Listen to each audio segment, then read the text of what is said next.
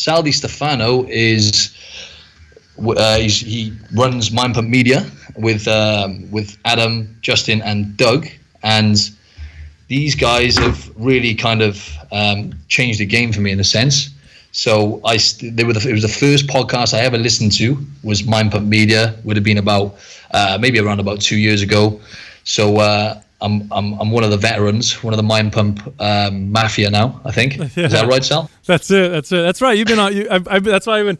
So we've been talking a while because you were a listener for a long time ago, and I remember you messaged me early on because I think some of the stuff we were saying, you were like, "Man, this is so opposite of what everybody else is telling me to do." Absolutely, and I was going to come to that as well. Yeah. So they helped me evolve into. Well, just to break it down into a happier, healthier human, but also, yeah, it's just I don't know what the right word is. Maybe unconventional was the message, but the message was just what I needed to hear at that time. You know, it's health. It's make health a priority. The most effective ways to train. You know, different tools you could use as well, like intermittent fasting and whatnot. But more importantly, it just helped me develop. I think above all. MindPump helped me develop a really healthy relationship with food, and made me put health a priority, and therefore, rather than chasing the aesthetics and the image that I was searching for, the delusional image, because obviously from doing all the fitness competitions and working my way up to the pro level, I had to do a lot of different kind of had to restrict my calories and diet down for shows and stuff, and my relationship with food wasn't the best. I developed I would say like a borderline eating disorder really, but I came out of that really fast after listening to MindPump and applying the tips and just absorbing the information that I was getting from the podcast. So yeah, they've helped me evolve both as a trainer and as an individual. So this is going to be awesome. So I'm really excited for this. And you ready to roll, Sal? Oh, yeah, I'm ready to go, man. Sal's always ready. Ready to go. The first question I had for you, Sal, because as we were just saying then, your message is kind of like the opposite to what a lot of people have gathered from the information they've picked up from the internet and different sources such as YouTube and whatnot, because we live in a day and age where we have more information available to us than ever, but we also are inundated with a lot of stuff which just is incorrect and is misleading people. So your message is very much the opposite, because I used to eat kind of 6 to 8 times a day because I was worried about losing muscle, and I was constantly chasing the aesthetics and stuff. But your message is just look after yourself, and the ways, your training programs, for example. The first thing I did. The first program I did of yours was Red Maps, and that was so transformative for me because completely different concepts. Anyway, before I go off onto a tangent, I was going to ask you what kind of difficulties and resistance have you faced, whilst trying to spread kind of the opposite message, to most people in the fitness industry.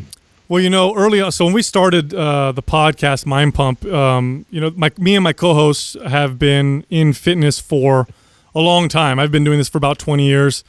And in that period of time, I've mainly trained a lot of trainers and have trained a lot of clients. So I've taught people what they need to do. And the same is true for both Adam and Justin. And we have a real passion for people.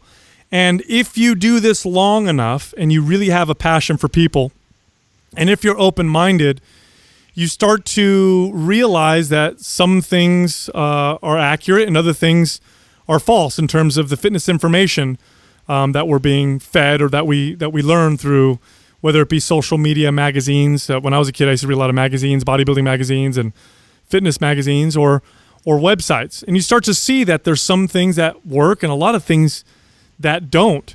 And if you really like people, you're honest with yourself, it's you can make that transition. If you're not, then you end up sticking to the same old song and dance, and you don't ever really get people where they want to go. So a lot of our first messages or early messages were based on that. We would come out with episodes and we say things like, if you don't eat every 2 or 3 hours, you're not going to lose muscle, or you're not going to gain body fat. In fact, that is a complete myth. It's based on zero science. There's no evidence supporting eating small meals throughout the day. It's sold to you because once you believe that myth, it's easy then to sell you a meal replacement or a protein powder or a bar, because if you believe you need to eat 6 meals a day and you have a regular life like most people and it's busy, the likelihood that you're going to have to replace some of those meals with something that comes in a wrapper is very high. And so that information was pushed out to sell products. People believed it. I believed it so much that I taught it. And when we challenged it and we looked at the science and we saw that it wasn't supported by anything, and in fact, under the wrong context, eating small meals is actually pro-inflammatory and may do the opposite. We talked about that on the show, and we got pushback initially. We had bodybuilders would push back, and we talked a lot about supplement companies and how many of them have poor integrity, and how a lot of what they say is bullshit, and the products simply not only do they not work, but they probably are not good for you. And we did get pushback initially. We got pushback from the CrossFit community when we came out against a lot of the intensity-based kind of programming. We actually, I don't know if I ever told this on the show, but I did tell this on the show a long time ago, but the CrossFit headquarters actually sent us a message and told us to not say that their training methodologies were dangerous. And so we actually recorded a second episode that went even harder in the direction that we had originally done. And, I remember that. Yeah. Yeah. We've gotten a lot of pushback along the way, but it doesn't stop us. It kind of increases our resolve or strengthens our message a little bit, because now we want to dig our heels in a little more. A lot of it is, for me personally, I was a kid, when I was lifting weights as a kid, a skinny kid trying to build muscle, I fell for a lot of those bullshit myths, and I believed them, and I bought a lot of supplements, and I did a lot of things to my body that weren't great. And as I got older and learned that a lot of that stuff was bullshit, I was angry, and I was like, look, people need to tell. I want to tell other kids trying to build muscle that these things are false. But over time, that pushback has dwindled and died. Nobody gives us pushback anymore. Part of the reason is I think the fitness industry is moving in the direction that, MindPump has been in since day one, which is the merging of real health, fitness, and performance. So it's not now just about how you look. It's also about health and wellness, and people are realizing that they actually complement each other. And the other part is we are not afraid of, we'll never back down from a fight. So there's been a few times we've had pushback, and we've pushed back even harder, and it didn't work out so well for the other guy. Part of it is we have truth on our side. The other part of it is we're entertaining. So if I'm going to talk about you, I'm going to do it in an entertaining way. So I'm going to get a lot more listeners. And people might be afraid now to push back a little bit, but adds fuel to the fire now, doesn't it, really? It does. And I'm glad. Hey, look, I tell you what, I'm really happy to see more people going in that direction, because like we talk about on the show all the time, fitness needs to be the answer to the health epidemic. It doesn't need, I don't want it to be the problem or part of the problem anymore, like it has been for too long now. Great. So there we go. So on that note then, that means I can just go straight into one of my questions relating to that. So I wanted you to just break down for the listeners exactly what a carbohydrate is, okay? Because I try and explain it, but I'm sure you'll be able to break it down a bit better for them. So on the note you were saying then, we are living in a day and age now where we're actually facing an epidemic, an obesity epidemic, chronic illnesses and whatnot. And it's really alarming because it's moving at a fast rate. So I know there's more to it than carbohydrates, a lot more to it than that, overeating, lifestyle, loads of different things come into it. But I just thought I would just clear this one up now. So can you explain to the listeners what a carbohydrate is, and there are different types, and why overeating? I know overeating calories in general can lead to chronic illnesses and all these things, but why does overeating carbs? Because overeating carbs can cause insulin resistance and then lead on to diabetes. And I listened to a Joe Rogan episode recently with Chris Kresser, who you've had on your show before. Is that right? Right. And I remember him saying, and I was actually blown away by the stats. I know it was an epidemic and we were facing some tough times, but I didn't quite realize the extent of it. And he said around about 1/3 of America, so that's about 100 million Americans, diabetic or pre-diabetic. So with pre-diabetic, I think on average, they have diabetes or pre-diabetes. And I think with pre-diabetes, I think it takes on average about 5 years to progress into full-blown diabetes. And also, he said something like half the nation, half America are obese. It works out now, roughly around about 50% or something like that anyway. And also talking about, a crisis, with the financial side of it, I think it costs on average around $14,000 a year to treat people with diabetes. So you were saying then, the answer to health is, fitness plays a huge part in that, and obviously nutrition and all the rest of it. But yeah, if you could just give me your insight into what a carbohydrate is and maybe whatever else you've got to offer me.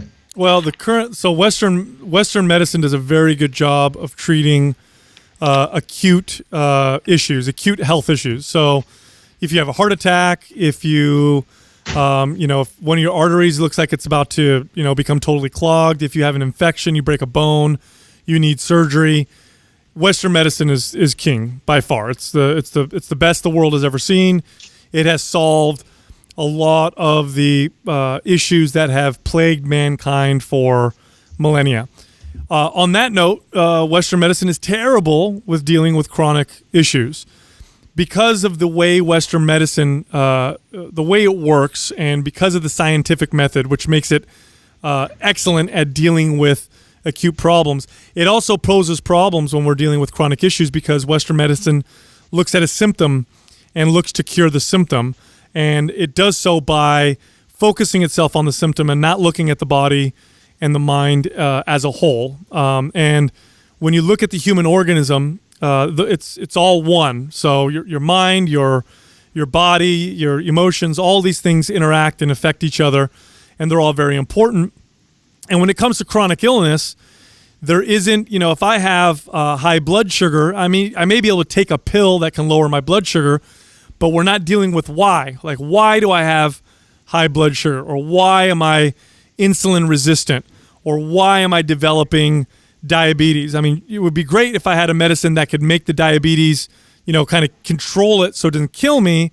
But if we don't identify what's causing it in the first place, we're going to bankrupt ourselves. The Western societies will absolutely bankrupt because that's really literally the direction we're going. Now, when it comes to carbohydrates, you have 3 macronutrients that are found in food. So you have micronutrients, which are your vitamins and minerals, and foods have a lot of things in them, many that we've identified and many that we haven't identified. And I also want to say that of all the things that we know of in the universe, the 2 most complex things that we know of are the brain, the human brain, and how it derives consciousness, and the human metabolism or mammalian metabolism. It's extremely complex. How we can eat something and take food and convert it into energy, and how we can build cells and build tissue.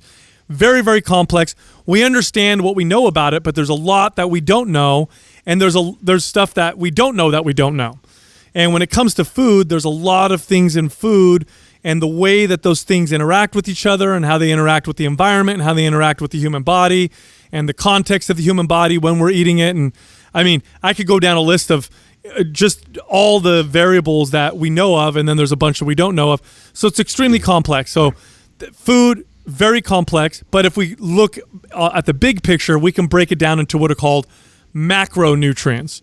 Those are your proteins, your fats, and your carbohydrates. Now, of those macronutrients, only 2 of them are essential. In other words, you have to eat 2 of them or you will die, and that's fats and proteins.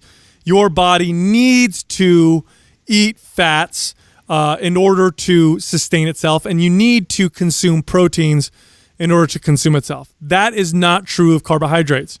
You could go for the rest of your life without ever eating a carbohydrate, and you'll be just fine.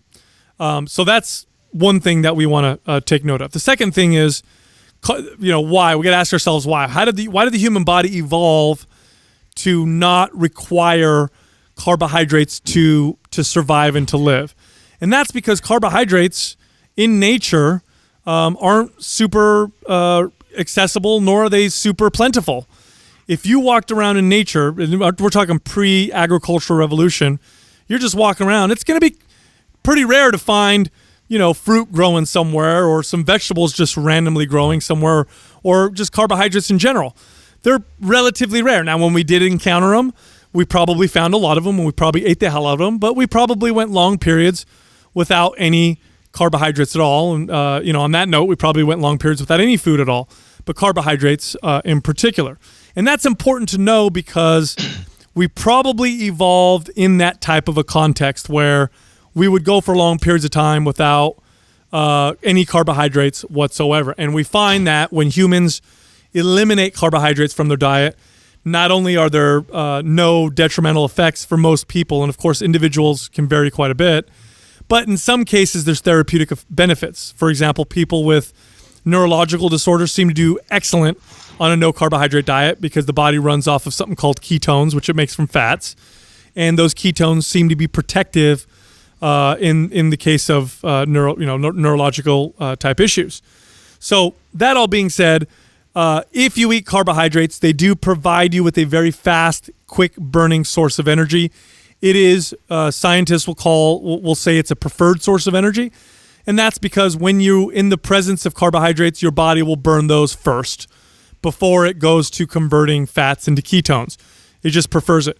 If you're an athlete and you're involved in anything that involves any type of explosive activity or strength, carbohydrates are probably better to consume. Studies will show that, you can compete in basketball and in explosive weightlifting and stuff like that without carbs, but you're probably going to perform better if you eat those carbohydrates because they produce explosive force a little bit better off. Now, the same is not true necessarily for long duration endurance type activities. So if you're going to go on long walks or hikes or low intensity jogging or rowing or swimming, and you were going to just do it for a long period of time, in that particular scenario, you're probably going to run better off of ketones because you store so many of them in the form ketones. Of just quickly explain. Sorry, mate, to interrupt. Ketones. Explain real quick what that is, just for listeners. Ketones are the energy that your body will. So your body will take fat, convert it, or turn it into something called a ketone, which then your body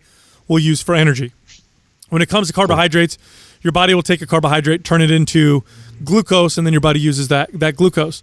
Your body can store maybe 3,000 to 6,000 calories worth of glucose at any given moment, which you can burn out after 3, 4, 5, 6 hours of activity. A lean athlete will store probably up to 30,000 calories worth of ketones.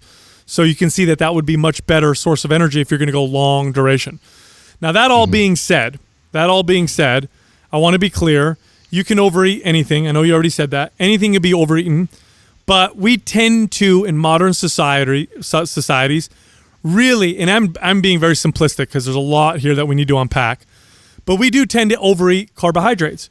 When you eat carbohydrates, they tend to stimulate the appetite in people, probably because again, we evolved in the context of, where carbs were rare, and when we found them, we eat the hell out of them. So they stimulate appetite, but now that we have carbohydrates available whenever, we tend to overeat them. Carbohydrates in the form of grains have a great long shelf life. So processed foods, packaged foods tend to be higher in carbohydrates. They just store for a long period of time. Then when you go further and you look at highly processed foods, most of the money that goes into creating those foods goes into creating a food that is very palatable, highly palatable foods or hyper palatable foods. That means foods that really taste really, really good. They hit those sensors in your brain that tell you that this tastes really good. And they're engineered by scientists to hit on these buttons way more than food in nature ever could. You got, salty with sweet and the texture and the smell and all these different things that you would never find in nature in that combination. And they create an environment where you just crave the fuck out of them and you eat them and you don't get full on them until much later versus eating foods that are in their natural form where you'll hit what's called palate fatigue where, you'll eat a bunch of it and you'll be like, ooh, I don't want to eat anymore. But processed foods, they go a lot further. You can eat a whole bag of chips. You could eat a bunch of cookies and eat well beyond that where you would normally find yourself stopping. So, with knowing all, and then of course the way the body uses carbohydrates and how insulin needs to get released in order to take that sugar and utilize it as energy. And if you just keep hammering your body with insulin, it starts to adapt by becoming more resistant to insulin. So then you increase your amount of insulin that you push out. And this cycle continues on and on until, 10, 15 years down the line, your body stops responding to insulin and now you have diabetes. So that's where I think carbohydrates can start to play or has played a role in modern societies in our health epidemics. But I won't say carbs are the problem or the enemy. It's really quite complex, and there's a lot of a lot more factors that come into it, right? Oh, there's so much that goes into it, and we're really just starting to learn. I mean, you have, of course, the obvious, don't overeat. If you eat more calories than you burn, you're going to store body fat. But it gets so much deeper. I mean, yeah, thank you. And whilst you're talking about that, this wasn't actually on my little list of questions, but it's infuriating the hell out of me now because there's so many coaches out there and stuff who are building successful businesses, and hats off to them. And a lot of them, they've got the right idea, but then they're just really just blown out of proportion when it comes to calories. Just stay in a calorie deficit and you'll get leaner. And they're really not delving deep enough into how important nutrients are. We all know how complex the gut is, and I think, Sal, if possible, we could maybe in the future do a whole episode on gut health and gut flora and stuff, because I don't really want to go into that because it's so complex. I just think there's so much to talk about with what you've experienced with gut health and myself as well. But there's a lot more to just kind of eating. Obviously, as you said, then, the bottom line is people are overeating calories, right? So they're eating more than they need. They're probably not moving enough. And then all the rest of it, they might not be sleeping enough, whatever else they're doing, which is detrimental to their health. But there's a lot more to it, right, Sal, than stay in a calorie deficit and you lose body fat and get healthy. If it was as simple as it's just need to be in a calorie deficit, don't overeat. If it was that simple, we wouldn't have a problem. 100%. We would not have a problem. We wouldn't have an obesity epidemic. Now you have to ask yourself, how in the hell can the body continue to push itself to become sicker and sicker? Now remember, the human body, the human organism, its goal is to survive and procreate. Okay, that's what it does. It evolved to do that. So then why would your body continue to push you to eat more and more and more and eat these foods, and you find yourself sicker and sicker and sicker, or more and more obese, or whatever you want to call it? How could that possibly happen? What the fuck is going on here? And if it was as simple as calories, we would fix it. The problem with that is we're ignoring a lot of the psychology that goes behind it. Number one, we have completely hijacked our body's signals. For sure, if your body was in a normal state, if the foods that you ate were natural, and your body was able to understand what it was eating, if your body was able to send out the right signals to tell you when to stop eating, when you need to eat, when you need all these different things, you wouldn't see nearly a problem. We have hijacked those signals. We've hijacked them with the food that we've eaten, and it's not just about calories. It's about everything else that's in the food. Now, from a physical standpoint, a lot of what's in our food can make us gain weight and make us unhealthy. We could talk about how artificial sweeteners affect the microbiome, which then can contribute to insulin sensitivity. We could talk about microbiome. Just really quickly, what is that for the listeners? Oh, these are all the bacteria that live in your gut. And if you were to add up every bacterial cell, they would outnumber human cells on you by 3 to 1 at the minimum. So you're more bacteria than you are human, and your bacteria. I remember you saying, yeah. Oh, and your bacteria plays a massive role in your health and how you think and how you digest food. It is a part of your body's function. It should be considered another organ, if you ask me. But yeah, if glyphosates, these are herbicides that are all over genetically modified organisms, or GMOs. So they spray them all over food to kill the weeds. You eat some of these residues. They act like antibiotics in the body, so they start to kill your microbiome. They damage your gut lining. I could go down the list. What kind of food, Sal? Sorry to interrupt you. No what problem. kind of foods would you say would people actually consume these glyphosates from them? I know you say plants, but what? Is it veg in general, or is it more kind of what kind of food? So in the U.S. In particular, unless it says it's organic, I don't know. Corn, probably 80 to 90% of it is genetically modified. So what they've done is they've modified the corn in a laboratory to be able to handle an herbicide. So you could spray this corn with this herbicide and it won't die. So this is great because now you can plant your corn, spray your whole field with herbicide, kill the weeds, and your corn is fine. Meanwhile, so they've altered the DNA. They've actually altered the DNA and the genetics of the plant. Then, really, correct, to do that. Yeah. Oh yeah, they'll take a gene from a bacteria or from a fish or something, put it in this corn, and boom, it now survives being sprayed with this herbicide. So they'll spray entire crops with it, and you're eating this residue when you eat this corn, and that residue, that glyphosate, over a period of time, depending on your exposure, can cause problems. So our food is causing a lot of problems in our body, and they just stop working. So now your hunger signals, what you're eating, when you're eating, how you feel, like it's all being altered. So to say that it's as simple as calories is ridiculous. I mean, look around. When you've got, 50% of the average American is overweight, and you've got sickness everywhere. And I say overweight because it's so easy to see. You can see that people are just fat, right? Most people who are fat don't want to be fat. Okay, most people don't want to walk around overweight who are overweight. If it was easy as just eat less calories, it would be no problem. But the food that we're eating stimulates our hunger in ways that that normal, natural, whole foods don't do. We end up overeating. They affect our microbiome. They affect our hormones, and so it's just a perfect storm of just terrible health coming from our food. Then you add on top of that inactivity and all those other things. So you have to count that all in, because to say it's all about the calories and to ignore the fact that food can change your behavior, change your cravings, can change how you feel. If I eat a cupcake that has the same calories and macronutrient breakdown as, a plate of whole natural foods, they may have the same macro breakdown, they may have the same calories, but I'm going to feel different. They taste different. They affect me differently.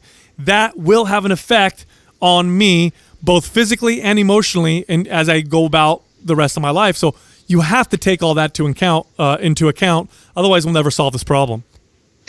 Great. Thanks a lot, man. That was awesome. And whilst we are talking about this now, I might as well go into sweeteners. Might as well drop this gem for the listeners, because there's lots of new studies coming out and stuff, and it's taken them a long time, as it always does, to get conclusive kind of long-term studies. And most of the studies are done in rats. I'm aware of that, but they seem pretty efficient to me. Based on what I've heard recently, there's a podcast I listen to called ATP Science. They're guys based out here in Australia, and two of them are nutritionists, and they really do know their stuff. And a recent one I listened to, because I know you guys kind of made me a lot more self-aware and mindful of artificial sweeteners and what they do to your gut, and effectively what they do to your body, and the kind of effect they can have on you. So, for example, I used to, much like yourself back in the day, I used to take a lot of supplements, a lot of protein supplements and whatnot, which were laden with artificial sweeteners and coloring dye and whatnot. And I'm pretty sure, that combined with the unhealthy relationship I had with food, I was binge eating a bit here and there, definitely have done a bit of damage to my gut somewhere along the line, because I do get issues on quite a regular basis, and I'm still trying to figure out exactly what it is. But anyway, before I go off onto that, sweeteners. So artificial sweeteners such as I think it's Ka-sulfame, if that's how it's pronounced, and aspartame and sucralose. Those kind of. Okay, let's just talk about Ka-sulfame and aspartame, for example. For example, when you have an artificial sweetener, as far as I'm aware, this actually tricks your brain into thinking it's getting sugar, right? So the body then the brain will get the signal to release insulin. So it's kind of like, in a sense, having sugar, but you're not getting the calories. So you're not getting the benefits from, or you're not actually getting any calorie or nutritional benefits, but you're still spiking the insulin. Now, I've heard also aspartame and K-sulfame in particular. The new studies are telling us that it actually stuffs up the BDNF, the brain-derived neurotrophic factor, which can cause free radicals in the brain. And the studies they've done on rats, they found that it affects the is it the hippocampus part of the brain? If that's how it's pronounced, the part which controls, which is responsible for memory. And they found that also it only took about up to 4 weeks to completely adjust and kill a lot of the good bacteria in the gut and completely adjust the microbiome in the rats. So obviously these artificial sweeteners are they're doing something to us. So if you could just give us a quick insight, because I know you guys are kind of, in a sense, anti-artificial sweeteners, and you're very mindful and self-aware of what they are. So if you can give us a heads up on that, Sal. Sure. So the message that we're told a lot with artificial sweeteners is that they're inert. That you can consume this and then it goes straight through your body and there's no effect on you whatsoever, which is totally false. Anything you consume that can go through your gut wall or whatever, or even just on your gut wall, will have an effect on you. Anything, water, food, sweeteners, you name it, it's going to have some kind of an effect. So first and foremost, they are not inert. They are not nothing. There's something. The second thing to consider is when these sweeteners were tested and approved, we only tested them for what we knew to test them for. At the time, we had very little knowledge and understanding of the importance of the microbiome on human health. So we didn't even test that. We had no idea to test for something, therefore that testing never happened. Now we know that the microbiome is extremely important and plays a tremendous role in everything from mental health to physical health. The other thing too is the flavor of sweet. That is a signal in the body. And when you constantly hammer the signal of sweet, your body will adjust how it perceives sweet. And so what I mean by that is, if I'm always eating a lot of sweet tastes, whether it's artificially sweetened or sugar, I will perceive other foods to be more bland. And if there's any bodybuilders or competitors listening, they know that post-competition, when they've been super strict, that even a strawberry will taste like the sweetest candy that they've ever had. So it does change how you start to perceive food, and it can encourage you to eat more. In fact, there's lots of studies showing that people who consume artificial sweeteners actually will end up eating more as a result. So you may think you're saving calories by not consuming 200 calories worth of soda, but because you're consuming that sweet taste, which is a signal that your brain perceives, people end up eating more food anyway. There's also the implications of the cronyism that went into getting these things passed in the first place. If you look at the real history of how aspartame became, legalized in the U.S., it's fucking hilarious. It is absolutely hilarious. It is. Enlighten me, Sal. Oh, it is. The cronyism involved was just phenomenal. I mean, chemical companies were trying to get this thing pushed through. A lot of backdoor deals were made. They couldn't get enough votes, so they kicked someone off the panel, put another person on that they wanted. And it's just, you got to read into it. It's a long story, but it's pretty hilarious. When it first did get passed through, when people would call to complain about, issues with food, aspartame was in its own category. Well, they eliminated that because that became the number one complaint. People would call and say, I'm getting headaches, I'm getting this, I'm getting that. And so they cut it out to, it's a huge market. They have massive influence on our food. The chemical manufacturers that make them have massive influence. So it's just one of those things. But as far as health is concerned, I want to be very clear. Powders and bars and whatever are not health food. They're not. They're highly processed. Even the healthiest ones, because I'll have one every once in a while, and I'll make sure it's organic. I'll make sure it's not artificially sweetened, which makes it better.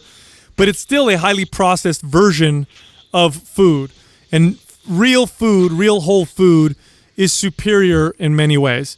And so I always tell people, go for whole natural foods over things that are processed anyway. But when it comes to artificial sweeteners, you have the potential for excitotoxicity in the brain that can start to cause problems in the brain. You have adverse effects, which are actually quite common with a lot of these artificial sweeteners.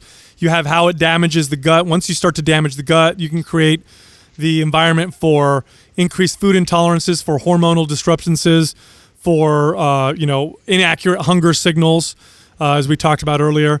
So you're betting now. To be clear, again, if you eat, if you have a Diet Coke here and there, probably not going to harm you. But if you are somebody who's into fitness and you have your pre-workout before your workouts, you have 1 or 2 shakes a day in a bar, you chew sugar-free gum most days, and you add that up over 10, 20, 30 years, probably not doing your body any favors. You're probably going to cause some problem with yourself. In some animal studies in high doses, these things are carcinogenic.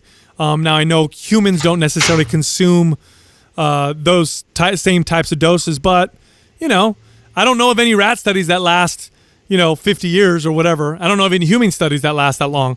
And exactly, long-term studies, just like you said before, Sal, about like tobacco, isn't it? I remember you saying on the podcast, they didn't have initially any conclusive studies on that, and then obviously, 20 years down the line or whatever, as we all know, they came to realize, tobacco is not the best for you. So, you know what I mean? I know it's a bit, that's a rubbish kind of comparison, but you see what I mean? It's actually a great comparison. If you look at the tobacco industry and how corrupt they were with hiding some of the stuff that they knew, and how they had scientists conduct studies and, put these studies out, and, smoking does not cause cancer. I mean, they said that so many times. Scientists were, they were testifying that it doesn't cause cancer, and it was ridiculous.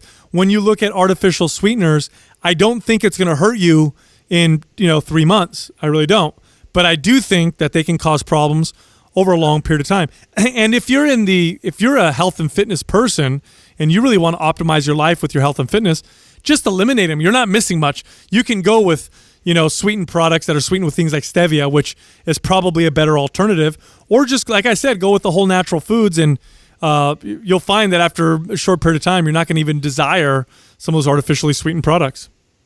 And when you say whole natural foods, right, because I always try and break down how I define whole natural foods, just reel off a few foods that have, that you consume on a regular basis, which has really helped you get your health to an optimum state and whatnot. What would you say when you say whole foods? Whole natural foods are, foods that run, swim, fly, grow on a tree, grow on the ground, that require minimal processing in order to be consumed, that are relatively unadulterated, or at least not modified in a laboratory. So I know we've bred fruits and vegetables for a long time to and change the way they look and stuff, but I'm talking about the way we alter them in a laboratory, only because then they're sprayed with a bunch of other things and you end up consuming these residues.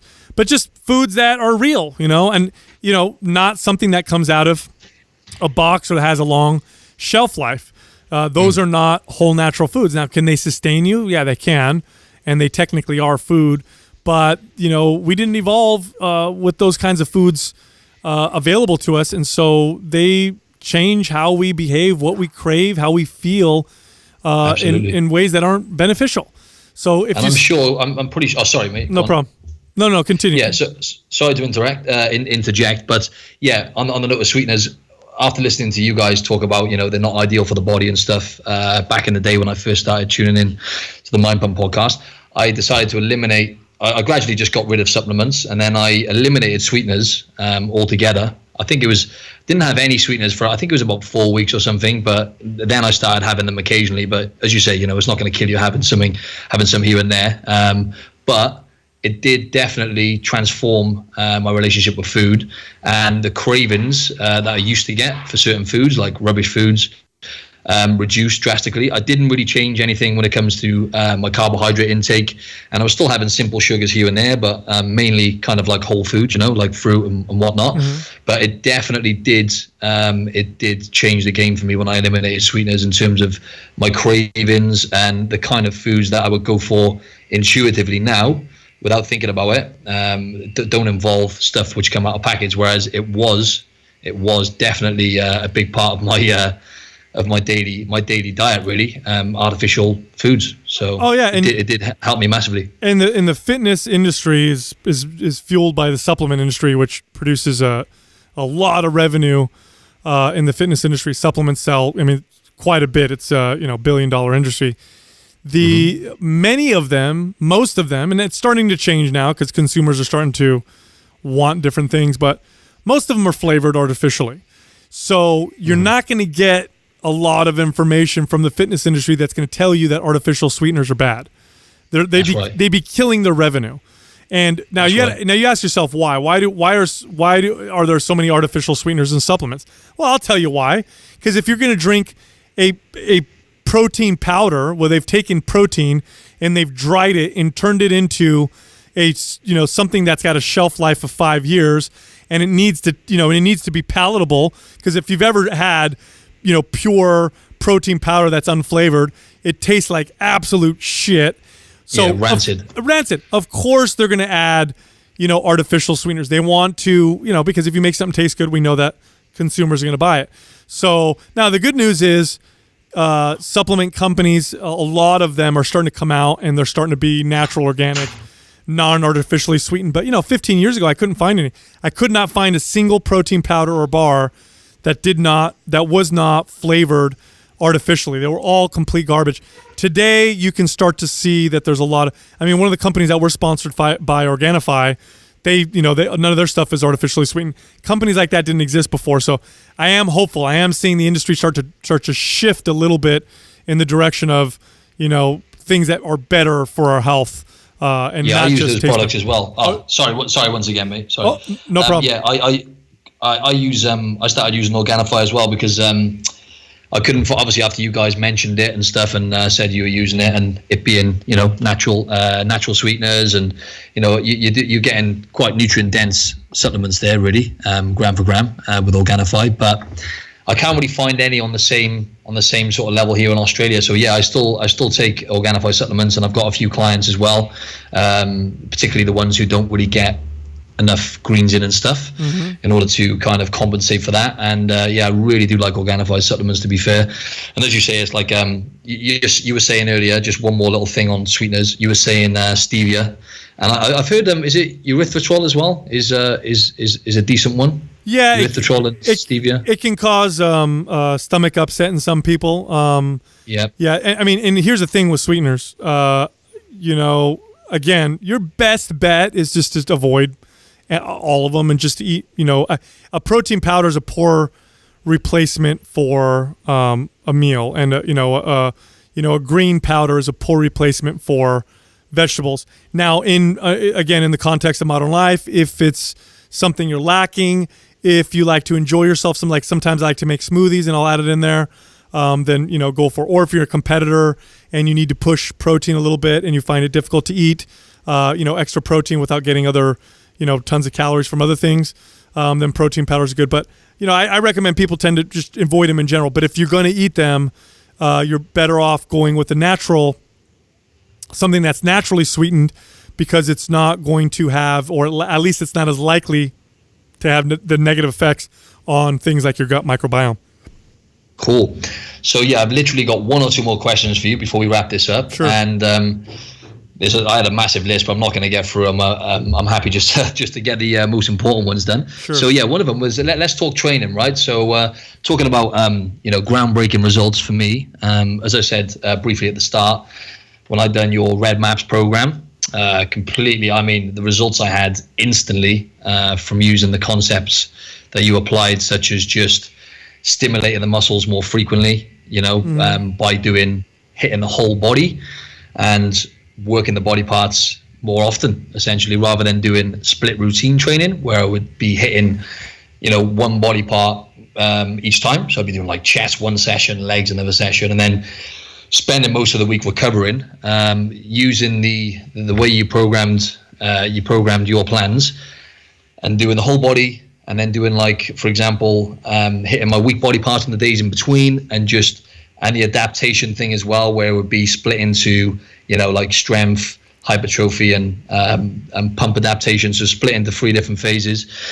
So just explain to the listeners what the most effective way to train, because I've, as I said to you before, Sal, I've actually created my own program now using the concepts and taking some ideas from the Mind Pump plans, but putting my own twist on it and added some different things on there based on what I've learned.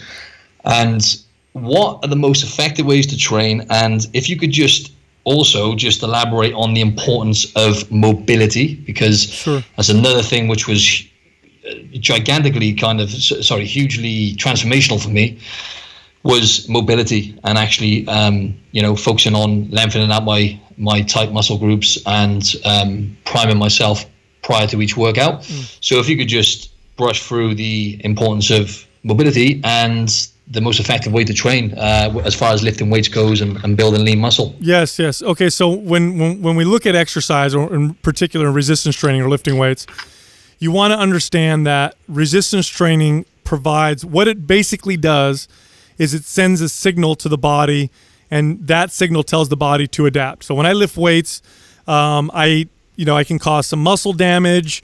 I can stress my body out a little bit. I push my body a little bit. My body sees this and then tries to adapt so that next time the same stress or the same weight lifted or the same whatever I just did doesn't cause the same amount of damage or the same amount of stress. Really no different than, your skin getting darker as you go out into the sun to try to adapt to be able to handle more UV rays. Your body literally is adapting so that you can become stronger and more resilient to the same kind of, training you did before. So understanding that, when we train people, when people work out, they think of it as the workout itself is what's causing muscle building, which is false. We also confuse recovery with adaptation. So we think to ourselves, oh, I'm sore. Let me wait till my body recovers, and then I'm going to hit it again. And then that means that my body, when I recovered, I got stronger or I built more muscle. Not true. In fact, recovery and adaptation are two separate things. So I can hit my muscle really hard on Monday and still be sore on Wednesday, but by Wednesday, the muscle building signal has now dropped considerably, and even though I'm still sore. So if you're going to the gym and you're lifting weights and you're trying to build muscle, what you want to pay attention to is the muscle building signal. You want to pay attention to adaptation. You're not looking at necessarily recovery, although recovery is an important factor to pay attention to. Really, it's all about adaptation. Now, we know in studies that when a muscle is stressed with a workout, the muscle building signal that they measure, which is they measure it through something called protein synthesis, it peaks at about 24 to 48 hours. In other words, if I work out Monday, on day 1 or 2 after my workout, that's the highest or level of muscle building that I'm going to get. After that, it starts to drop considerably. It makes no sense to wait an additional 4 days to hit that muscle group. In fact, if I wait an additional 3 or 4 days, that signal will not only drop, but then my body will start to adapt in the opposite direction, and I'll start to lose some of that muscle adaptation. And for people who don't believe me, I can offer up this challenge right here. Go to the gym, work out your legs as hard as you possibly can, then go home, lay in bed, and don't move for a full week. Lay in bed for a full week. And I promise when you'll get out, you'll have less muscle and less strength. You'll be totally recovered. Muscles will be fine, no more soreness because you didn't move at all, but you would have lost muscle and strength. So knowing this, it makes more sense to hit the body more frequently. So rather than hitting each body part once a week, you're better off hitting each body part between 2 to 4 days a week. Studies back this up. They've actually compared workouts head to head in several studies where they'll take, 2 groups of men. One group will work, do 15 sets per body part once a week. The other group will do 5 sets per body part, but do it 3 days a week. Same total volume. Everything else is the same. In other words, the group that did it 3 days a week, they're doing 5 sets 3 days a week, so they're doing a total of 15 sets. The other group is doing 15 sets, but they're only doing it once a week. The group that does the more frequent workouts always builds more strength and more muscle. So frequency is very important. It's also important to note that training to absolute crazy intense failure, probably detrimental, especially when you realize that you want to train more frequently. It's not a good idea to go in on a Monday and completely devastate your legs, because then you can't hit them again on Wednesday. You got to wait that full week to recover, but in the meantime, that muscle building signal is gone. So reduce the intensity a little bit. You still want to work out hard. You just don't want to kill yourself in the gym. Take your total volume, divide it by 3, hit your body parts 3 times a week, and you'll get far, far better results. Now, in terms of mobility really is the range of motion that you have in a particular joint that you have control over. So it's not just the range of motion, but it's the control of that range of motion. So I'll give you an example. You could have somebody who's super limber, who can really just get in the splits or, touch their toes really well, really flexible. But if they don't have good control over that range of motion, they're still unstable. They can still cause themselves injury. If they go into that deep stretch and then they try to lift something, boom, they pull a muscle or they hurt themselves. So mobility is just increased range of motion, but control within that range of motion. Now, working on mobility will help you build more muscle, because we know that as you train muscles in larger and longer ranges of motion, you get a better response from adaptation. We know that full reps build muscle more effectively than short reps do. So it makes sense to improve your mobility so that you can do deeper squats with better control, so that you can do exercises like behind the neck shoulder presses, which a lot of people can't do because they don't have the shoulder mobility, so that you can get into these long ranges of motion and really stimulate muscle growth because you have control over these long ranges of motion. And lastly, the strength that you gain from your training is relatively specific to the range of motion that you train them in. In other words, if I only ever go down to parallel in my squats and I get really strong going down to parallel, I'll have a little bit of carryover to a full squat, but not much. You could take somebody who could squat 400 pounds down to parallel, and I'll guarantee you that they won't be able to squat 350 all the way down to the floor. You just take 50 pounds off and they still can't go all the way down to the floor. That's how much of a difference it makes, just that extra 3 inches. So mobility and working in those new ranges of motion, or giving you ranges of motions you can work in, now you're getting more functional with your strength. Now you're getting stronger and deeper ranges of motion. And now when you go out in the real world, you're a much more functional individual, and you're not like these bodybuilders who build all this muscle and go to the beach and throw a Frisbee and throw their shoulder out, which is more common than you realize. I think you nailed that one, Sal. Wish I got my notepad out there, mate. Awesome. One more question for you, Sal. Literally one more before we wrap it up. And it's a bit different, this one. It's taking a little bit of a diversion, but I want to get this one in there. So what would you tell your younger self to do differently, Sal? Because looking at, your journey and stuff, you started off like myself. I've been a trainer for over a decade now. You've been within the fitness industry for like over 20 years. I believe you've run your own studio, your own gym. You've managed plenty of gyms as well in the past. Probably trained, thousands of people and whatnot. And you've as far as your eating habits, your health, aesthetics, all this kind of stuff, you seem to be at the top of your game now. But just generally, once again, I'm going off on a tangent again. I think I had a bit too much coffee before this, Sal. I've realised. I'm just banging on now. But anyway, what would you tell your younger self to do differently? And that was a question. So if I could go back in time, I would. There's a few things I'd tell myself in terms of training. I would tell myself to avoid supplements completely. No need to take them all. I'd save myself. God, by this point, I'd be a millionaire, I think, if I had saved all the money that I spent on supplements. I'd probably would save a lot of my. I probably would have a lot better gut health. I've had some gut health issues in the past, and pretty sure that played a large role. So I'd say, listen, avoid all supplements, eat real food, and train your whole body 3 times a week, and stick with that. And you'll be a lot better off than you are now, following all these other programs and taking all these pills and powders. Boom. Thanks a lot, Sal. So that's a wrap. Thank you, sir. Man. It was awesome having you on, man. Honestly, amazing. No problem.